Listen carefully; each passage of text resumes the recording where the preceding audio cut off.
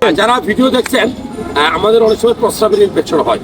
তো আপনি কিভাবে এক জায়গায় প্রস্রাব করছেন, কিভাবে বুঝবেন আপনার ইনফেকশন আছে, এটা কিন্তু আমাদের সবার জানা উচিত।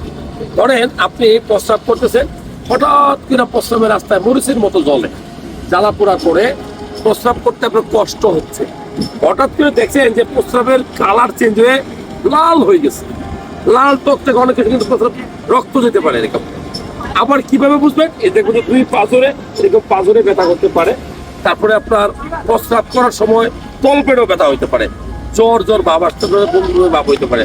কিন্তু মূল পয়েন্ট হলো প্রস্রাব যেখানে করবেন অনেক ফেনা উঠতে পারে, প্রস্রাব থেকে দুর্গন্ধ হয়, বিশ্রী গন্ধ হইতে পারে। ঠিক বিশ্রী গন্ধ হচ্ছে, প্রস্রাবের কালার লাল, প্রস্রাব করার সময় জ্বালাপোড়া করতেছে, টন টন করতেছে অনেকে বলে, দুই নালিতে প্রস্রাব হয় অনেকে বলে।